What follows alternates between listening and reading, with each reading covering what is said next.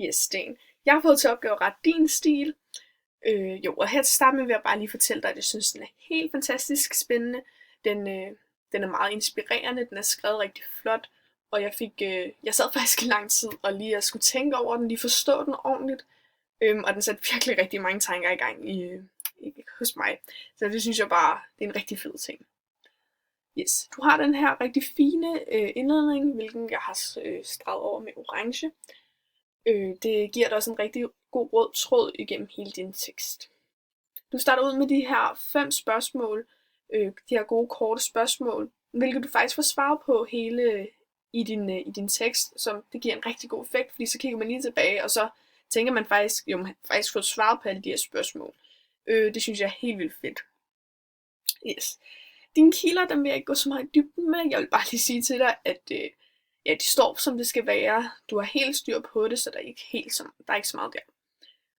Dit layout derimod har jeg dog lige et par kommentarer. Din topmagen ser god ud. Dine sidemagner her, de ser også gode ud. Din bundmagen derimod, der synes jeg er lidt stor.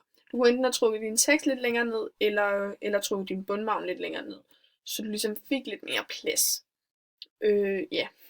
På side 2 her, der synes jeg også, du kunne lige have haft lidt mere plads imellem, lidt mere mellemrum. Fordi at når det står med den samme skrift, så når den kommer ud på print, så bliver det meget forvirrende, fordi så læser man den første linje, og så tænker man, jeg skal lige en linje længere ned, for at gå i gang med teksten. Så du kunne enten lige have fremhævet dit sidehoved med en fed skrift, eller lavet lidt mere mellemrum. Yes. Du har måske lagt mærke til, at jeg har farvet lidt i din tekst. Jeg har mange lilla af, det er alle dine sproglige virkemidler. Og du kan se, at du har rigtig mange sproglige virkemidler med. Det er helt vildt fint. Det gør den virkelig noget godt for dit sprog. Selvfølgelig skal man også have det med i et essay, men du har bare så mange sammenligninger og refleksioner, og simpelthen bare det hele.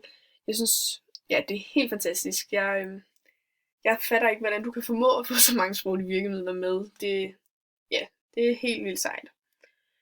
Så de blå her, dem er der ikke helt så mange af, men det er bare lige nogle ting, som jeg undrer mig lidt over, nogle ting, jeg måske ikke helt forstår så godt, eller for eksempel her en lidt sjov overgang, hvor du starter med at fortælle lidt om terrorangreb, altså der er folk, der dør, og hvordan terroristerne kan finde på at gøre sådan noget, og så lige pludselig springer du over til noget om vores fremtid i vores samfund og sådan. Det er en lidt sjov overgang, som jeg bare lige vil markere for dig. Jo, men du har ikke særlig mange grammatiske fejl, og de få du har, dem har jeg streget over med grønt. Så kan du måske se, at jeg har nogle røde overstregninger. Det er bare nogle ord, som du godt kunne undlade at tage med, for at give det en bedre effekt. Og generelt, dit sprog, det er helt fantastisk. Altså, jeg tænker, jeg er virkelig wow. Altså, jo, du bruger de her helt fantastiske ord, hvor man bare tænker, at det der den Sten, jeg kender? Ja, man skulle virkelig ikke tro, at du var en 13-årig dreng, der havde skrevet det her.